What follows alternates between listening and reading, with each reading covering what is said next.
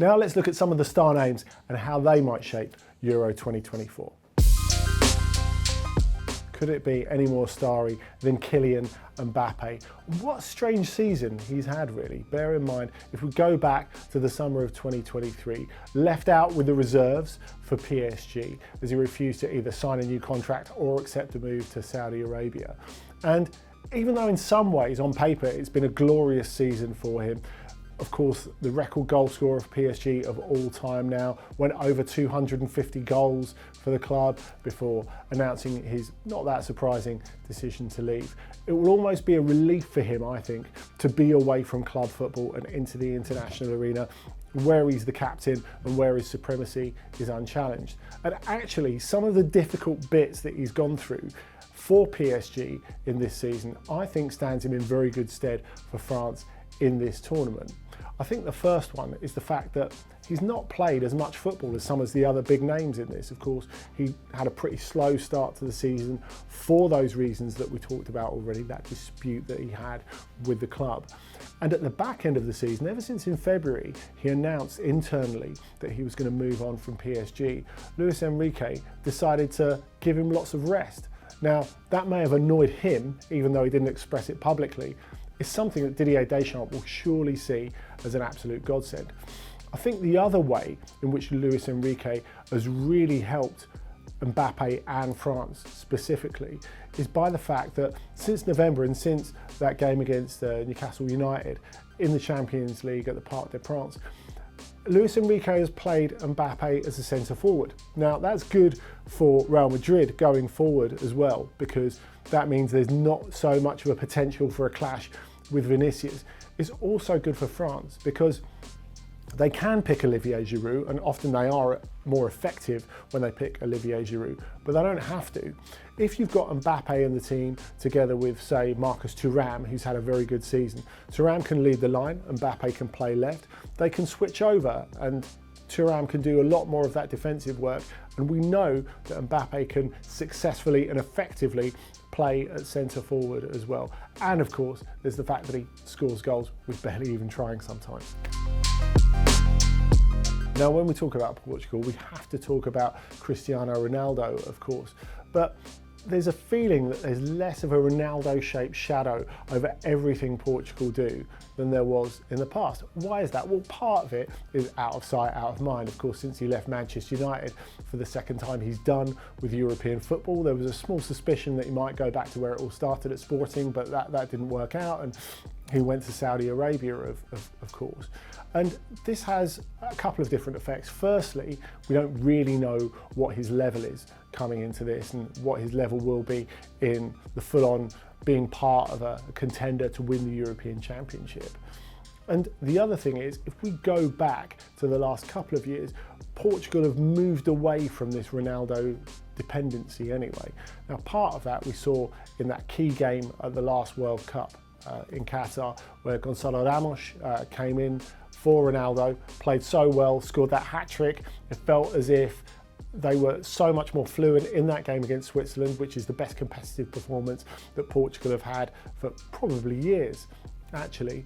Now, Ronaldo will continue to be important for Portugal, and he will play, but just how much will he play? And I think you have to see, firstly, how the first couple of games go. Will he start? Probably. But will he continue to start? Well, maybe. I think there's a feeling that A, he's not undroppable, and B, Gonçalo Ramos is in a great position to put pressure on him because he had a very difficult first half of the season at PSG, which was compounded by a virus which made him lose 10 kilos.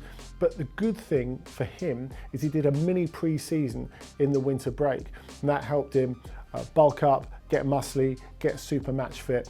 And Gonçalo Ramos has been in brilliant form in the second half of this season. So if we're talking about an informed striker in the top level of European football, Gonçalo Ramos can say something that Cristiano Ronaldo can't at the moment. So will Ronaldo be the key figure for Portugal? Maybe not. Will he be important and grab a few headlines? Definitely. Now, post that man Ronaldo and Leo Messi at the top table of European football, there's this sort of vacuum for who's going to be the greatest footballer in the world. At one point we thought it might be between Mbappe and Haaland, but maybe Jude Bellingham is coming up on the outside, or maybe not on the outside, maybe it's right in people's faces now. You know, there is a sense that if he is going to be the next best player in the world, this is the moment where he grabs the crown. If he was to go on and win the European Championship for England, that would surely put him in the box seat for the Ballon d'Or. And I think the interesting metamorphosis that he's undergone this season, where he's been played in a more advanced position than ever before, has helped quantify his brilliance in a way, because I think if you go back over the Messi-Ronaldo era, now the brilliance of a player has to be quantified in sheer numbers, goals and assists.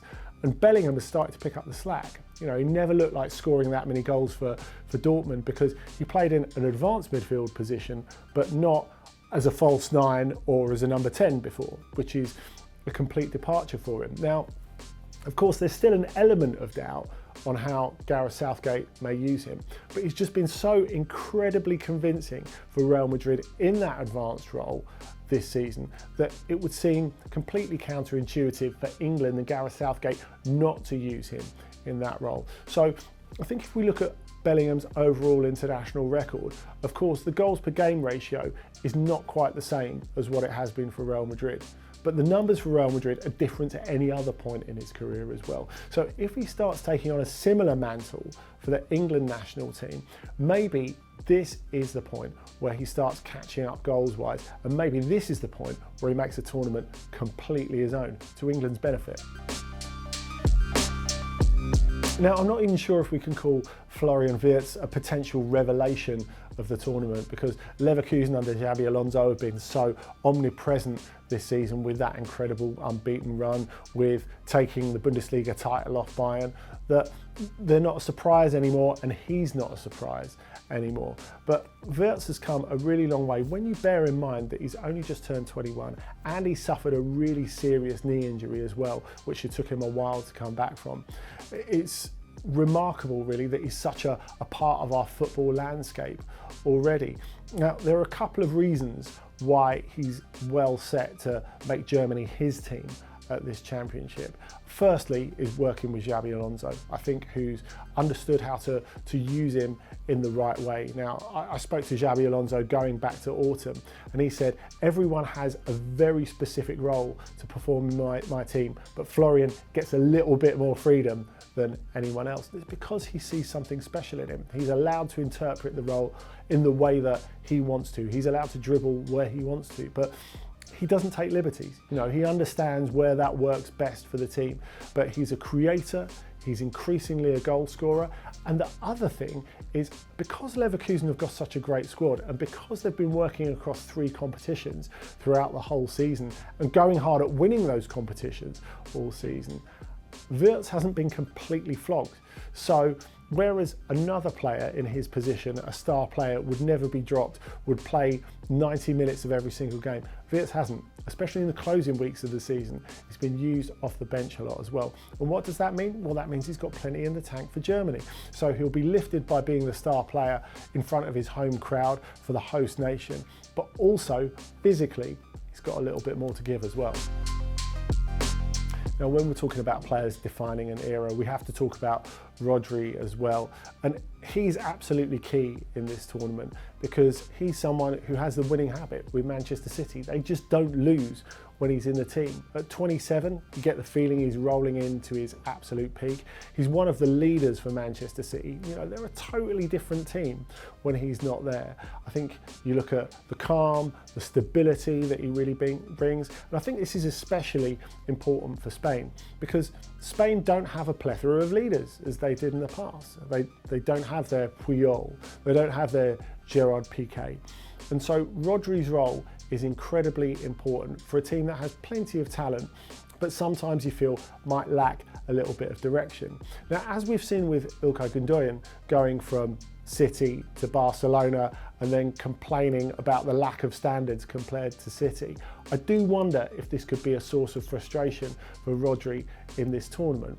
Because when you go from City, where everyone's hyper motivated, where the quality is evident everywhere in the squad, and you see those standards of coaching, of sessions, of players drop a little bit, do you find it hard to keep going? We've seen that annoyance from Rodri, for example, when they lost against Scotland in qualifying and he went on this massive rail about Scotland's style of play and all that sort of stuff.